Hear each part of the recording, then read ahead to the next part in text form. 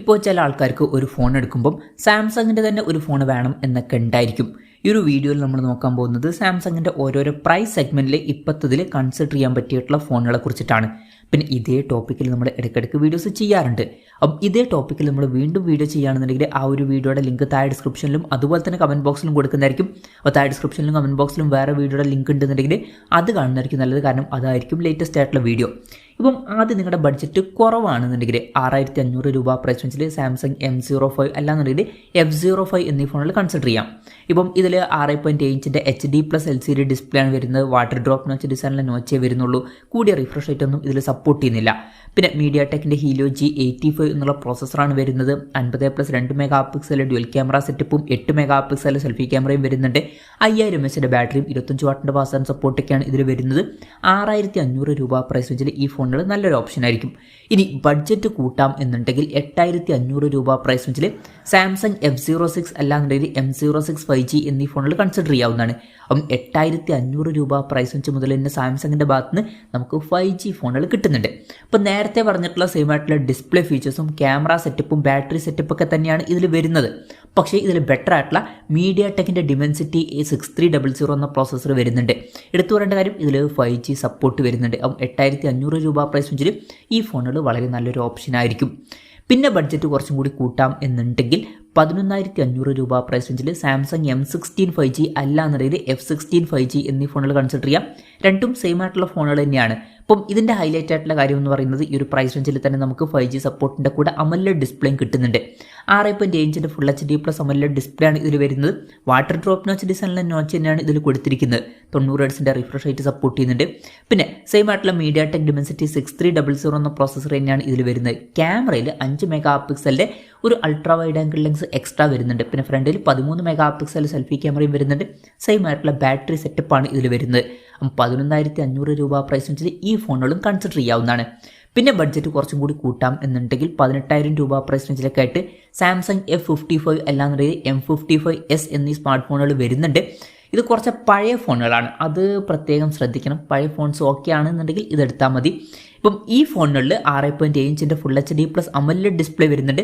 പിന്നെ ഇതിലും പഞ്ചോൾ ഡിസൈന് 120 Hz refresh rate ഒക്കെ സപ്പോർട്ട് ചെയ്യുന്നുണ്ട്. സ്നാപ്ഡ്രാഗൺ 7 Gen 1 എന്ന പ്രോസസ്സറാണ് കൊടുത്തിരിക്കുന്നത്. 50+8+ 2 mega pixel triple camera setup വരുന്നുണ്ട്. മെയിൻ ക്യാമറ സെൻസറിൽ OSൻ്റെ സപ്പോർട്ട് വരുന്നുണ്ട്. ഇവിടുന്ന് മുതലുള്ള ഫോണുകളിൽ മെയിൻ ക്യാമറ സെൻസറിൽ OSൻ്റെ സപ്പോർട്ട് ഉണ്ട്. പിന്നെ ഫ്രണ്ടിൽ 50 മെഗാ പിക്സൽ സെൽഫി ക്യാമറ ആണ് വരുന്നത്. 5000 mAh ബാറ്ററിയും 45 വാട്ടിൻ്റെ ഫാസ്റ്റ് ചാർജിംഗ് സപ്പോർട്ടൊക്കെ വരുന്നുണ്ട്. 18000 രൂപ പ്രൈസ് റേഞ്ചിൽ ഈ ഫോണുകൾ കൺസിഡർ ചെയ്യാം. പക്ഷേ കുറച്ച് പഴയ ഫോണുകളാണ് എന്നുള്ള കാര്യം പ്രത്യേകം ശ്രദ്ധിക്കണം.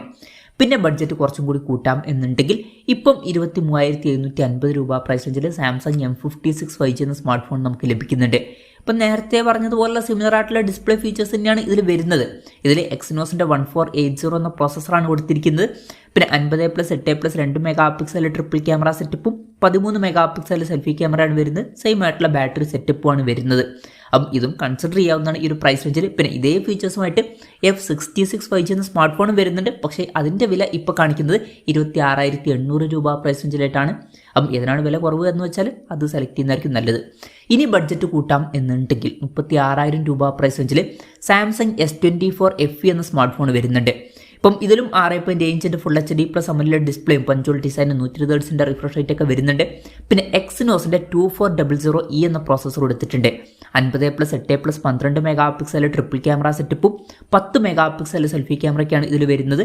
4700 mAh ബാറ്ററിയും 25 വാട്ടിൻ്റെ ഫാസ്റ്റ് ചാർജിംഗ് സപ്പോർട്ടും 15 വാട്ടിൻ്റെ വയർലെസ് ചാർജിംഗ് സപ്പോർട്ടൊക്കെ ഇതിൽ വരുന്നുണ്ട്. 36000 രൂപ പ്രൈസ് റേഞ്ചിലായിട്ട് ഈ സ്മാർട്ട് ഫോൺ കൺസിഡർ ചെയ്യാം. ഇനി ബഡ്ജറ്റ് കുറച്ചും കൂടി കൂട്ടാം എന്നുണ്ടെങ്കിൽ 43700 രൂപ പ്രൈസ് റേഞ്ചിൽ സാംസങ് S24 വരുന്നുണ്ട്.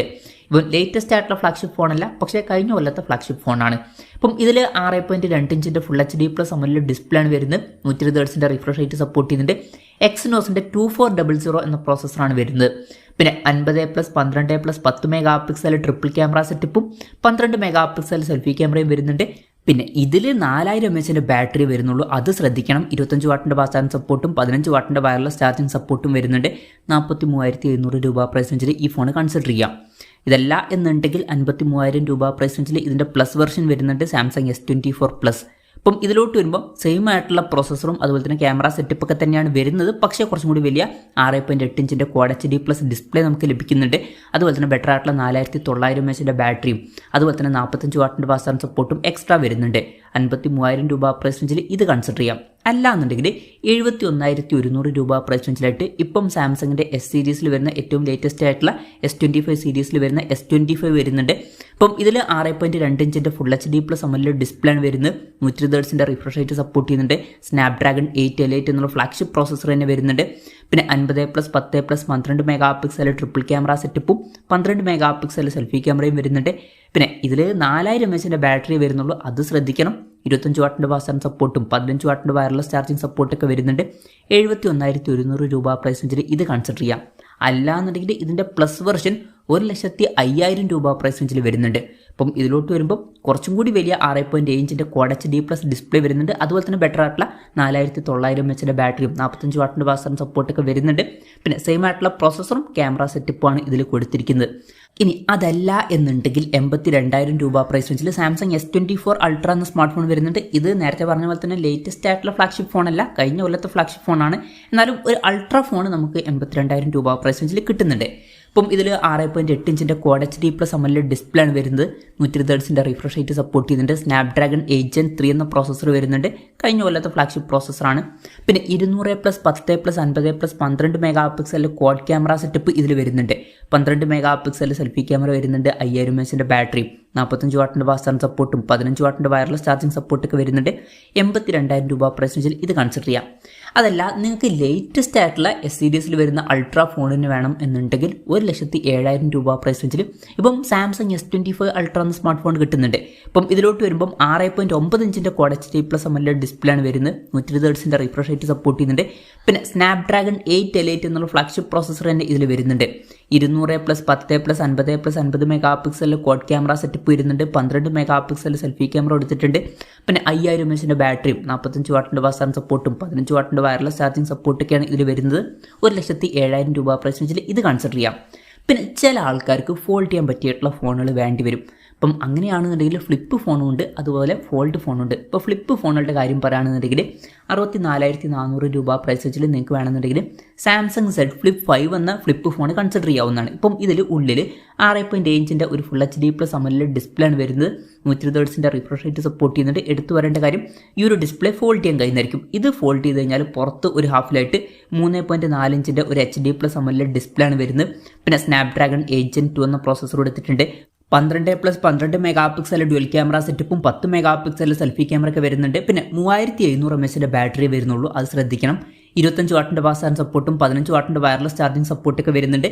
64,400 രൂപ പ്രൈസ് റേഞ്ചിലായിട്ടാണ് ഈ സ്മാർട്ട് ഫോൺ വരുന്നത്. ഇതല്ല എന്നുണ്ടെങ്കിൽ ബഡ്ജറ്റ് കുറച്ചും കൂടി കൂട്ടാം എന്നുണ്ടെങ്കിൽ 77,300 രൂപ പ്രൈസ് റേഞ്ചിൽ ഇപ്പം സാംസങ്ങിൻ്റെ Z Flip 6 എന്ന ഫ്ലിപ്പ് ഫോൺ കിട്ടുന്നുണ്ട്. ഇപ്പം ഇതിലോട്ട് വരുമ്പം ബെറ്റർ ആയിട്ടുള്ള സ്നാപ്ഡ്രാഗൺ 8 Gen 3 എന്ന പ്രോസസ്സർ വരുന്നുണ്ട്. സെയിം ആയിട്ടുള്ള ഡിസ്പ്ലേ ഫീച്ചേഴ്സ് തന്നെയാണ് വരുന്നത്.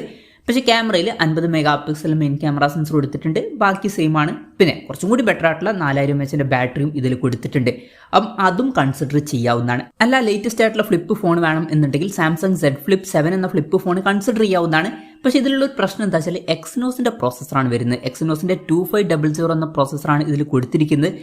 ഈ ഒരു പ്രോസസ്സറിൽ താല്പര്യമില്ല എന്നുണ്ടെങ്കിൽ ഇതിലും ബെറ്റർ സാംസങ് Z Flip 6 എടുക്കുന്നതായിരിക്കും. എന്തായാലും ഇതിൽ എക്സിനോസിൻ്റെ 2500 എന്ന പ്രോസസ്സറാണ് വരുന്നത്. പിന്നെ കുറച്ചും കൂടി വലിയ 6.9 ഇഞ്ചിൻ്റെ ഫുൾ HD+ AMOLED ഡിസ്പ്ലേ വരുന്നുണ്ട്. 120 ഹെർട്സിൻ്റെ റിഫ്രഷ് റേറ്റ് സപ്പോർട്ട് ചെയ്യുന്നുണ്ട്. ഫോൾഡ് ചെയ്യാൻ പറ്റിയിട്ടുള്ള ഡിസ്പ്ലേ ആണ് ഇത്. പിന്നെ പുറത്തും കുറച്ചും കൂടി വലിയ 4.1 ഇഞ്ചിൻ്റെ ഒരു ഫുൾ HD+ AMOLED ഡിസ്പ്ലേ വരുന്നുണ്ട്.